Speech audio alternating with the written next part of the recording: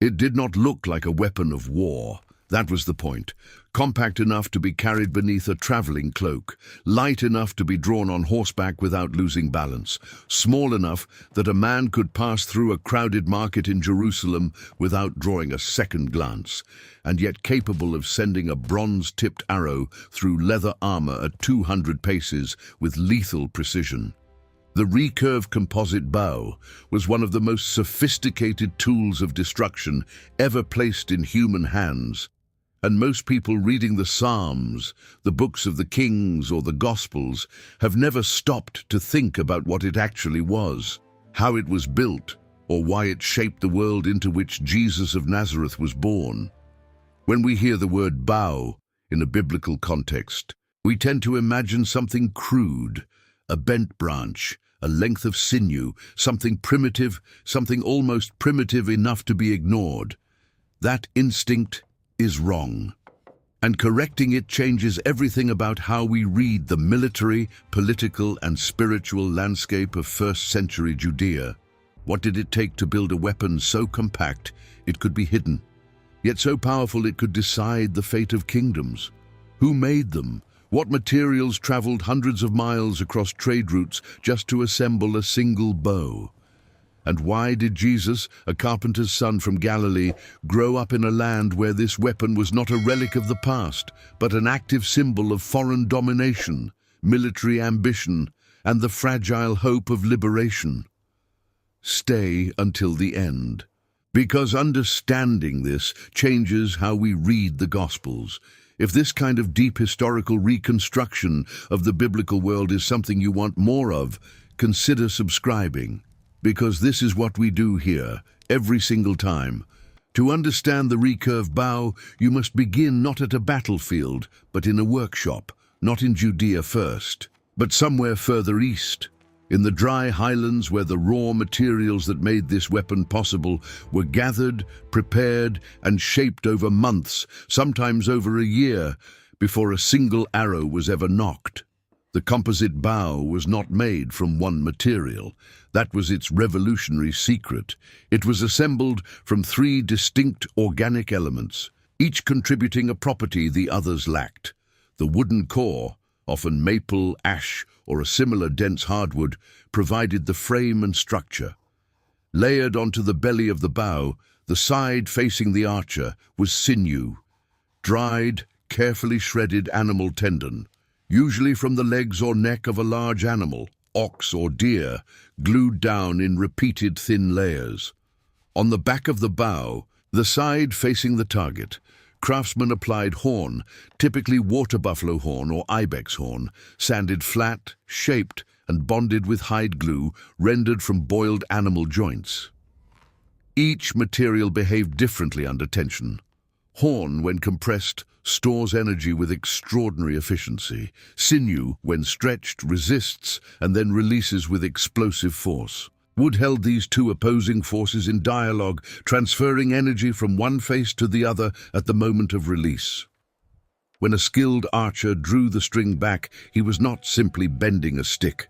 He was loading 3 separate physical systems simultaneously, each contributing to a launch velocity that a simple wooden longbow of the same length could never achieve. The bow was then recurved, meaning its limbs, when unstrung, curved dramatically forward, away from the archer.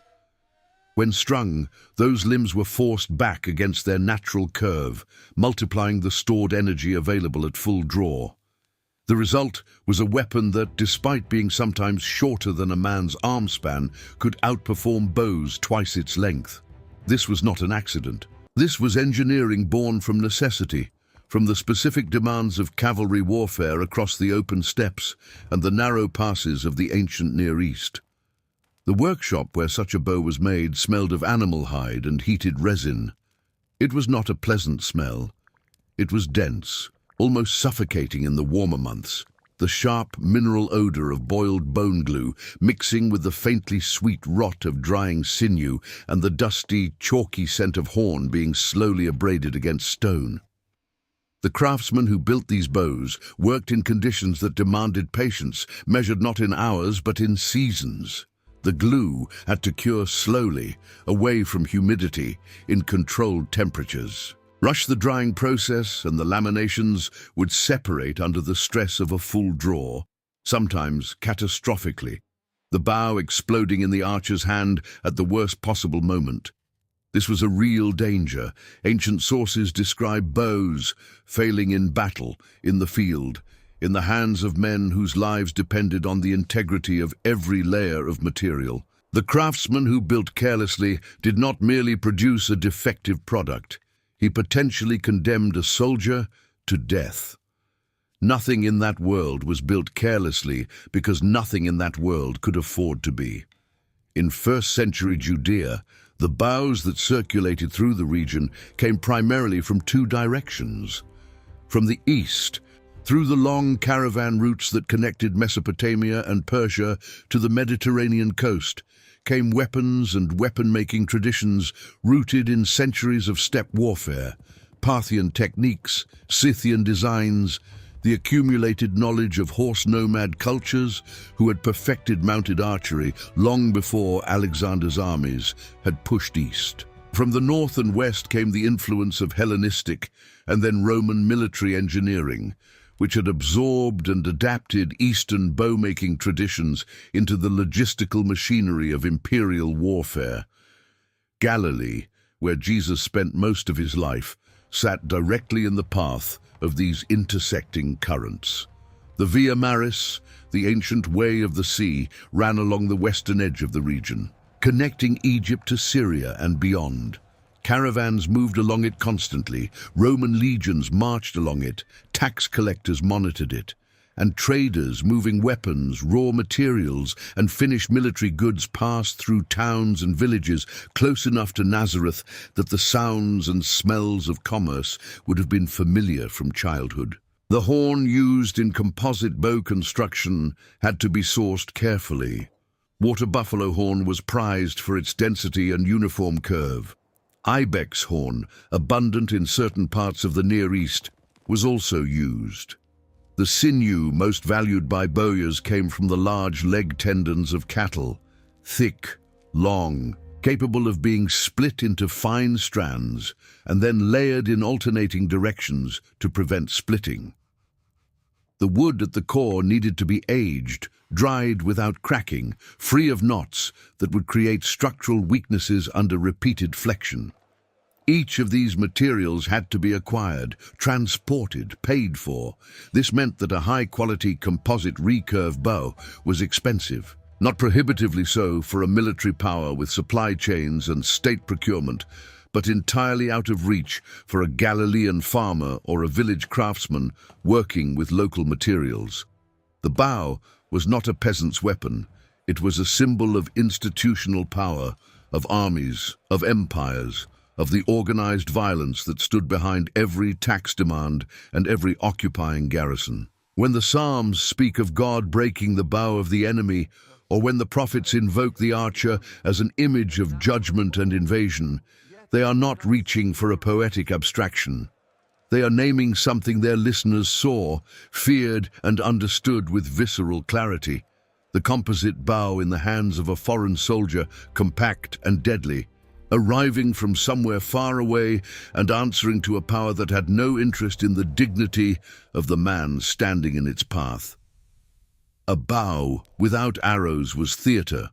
The arrowhead was where the investment became lethal. In the ancient Near East, bronze-tipped arrows had given way, gradually and unevenly, to iron, a transition that was never clean, never simultaneous across all regions, and never complete for the poorest combatants who used whatever they could acquire or salvage. In first-century Judea, iron arrowheads were standard military issue for Roman auxiliary units, many of whom were recruited from eastern provinces with long archery traditions: Syrians, Nabateans, men from the regions east of the Jordan who had grown up drawing composite bows before they could grow beards. These auxiliary archers were a common sight in the Galilee and Judea of Jesus' lifetime. They were not Roman citizens. They were provincial soldiers serving the empire's appetite for specialized military skills it could not produce from its Italian core. They garrisoned roads. They accompanied tax collection parties. They stood at the gates of administrative centers and along the walls of fortifications that dotted the landscape like punctuation marks in a language written entirely in stone and threat. A village elder negotiating with a Roman official did so beneath the shadow of men carrying these bows. A merchant crossing a checkpoint on the road to Capernaum paid his toll within sight of archers whose weapons represented months of skilled labor and materials sourced from half a continent away. The bow was not merely a tool of warfare.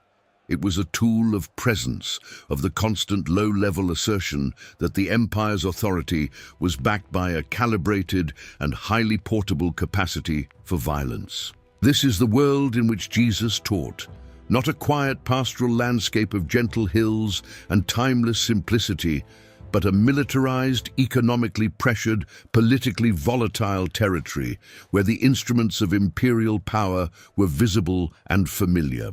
When Jesus told the parable of a king going to war and calculating whether his 10,000 soldiers could face an enemy coming with 20,000, he was not speaking in vague metaphor. He was using the specific, concrete logic of military arithmetic that every person in his audience understood from direct observation. The logic of relative force, of bows counted against bows, of the terrible math that preceded surrender or slaughter. The recurve bow entered that calculation in a specific way. Its range advantage over simpler weapons meant that an archer equipped with a quality composite bow could engage an opponent before that opponent could effectively respond. In siege situations, in open field engagements, in the ambush scenarios that characterized the guerrilla resistance movements that flickered through Judea in the decades surrounding Jesus' ministry, the bow's reach was its decisive attribute. Distance was safety. Distance was power. The man who could kill from further away controlled the terms of every encounter. This asymmetry of reach, the capacity to project lethal force across space, was something that shaped how ordinary people thought about power, justice, and vulnerability. A farmer with a sling, a fisherman with a knife, a carpenter with tools designed for shaping wood rather than ending lives. These men lived in a world where the distance between their own capacity for self-defense and the reach of imperial military hardware was vast and unbridgeable by individual effort. The only forces in first-century Judea capable of fielding significant numbers of composite bowmen were either the Roman military apparatus or the organized resistance movements that occasionally coalesced around charismatic leaders promising liberation.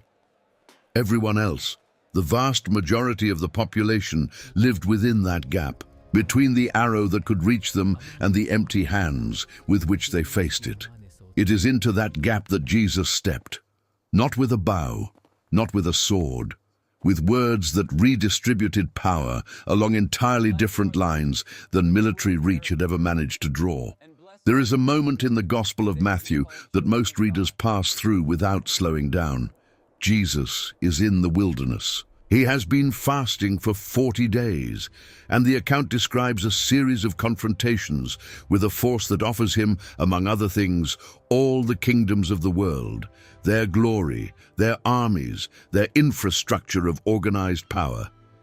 The temptation is presented as real. The offer is not absurd.